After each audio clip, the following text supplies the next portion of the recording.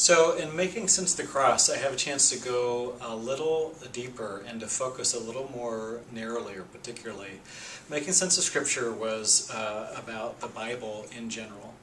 Making Sense of the Christian Faith in some ways even bigger. How do you tell the whole story of Christianity, the Christian faith, in 8 chapters?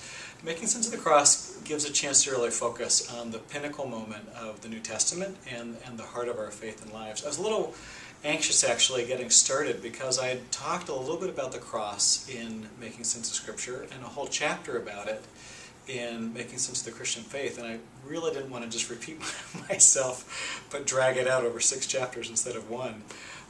But I ended up loving it. I ended up really enjoying the chance to go back and read all 4 of the Passion stories and see some of the really interesting contrasts and differences. And it was fun for me to go back and learn a lot more about some of the different things I talked about briefly in other chapters and delve in a little more deeply.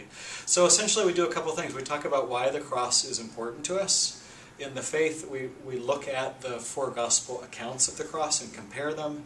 Then we get to look at some of the brightest minds in the Christian church and 3 schools of thought about the best way to understand the cross. And they're really different, which probably should give us some comfort when we have some disagreements today.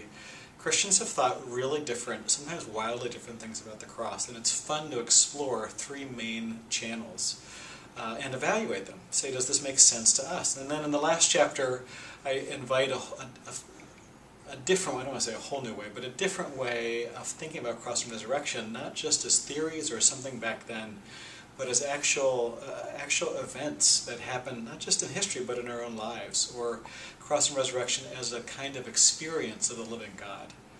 So I hope other folks have a similar sense of discovery, that they learn a lot about the way Christians have talked about the cross, but also that by the time it's done they feel like they didn't just talk about the cross and resurrection, they had cross and resurrection done to them in a kind of a cool way.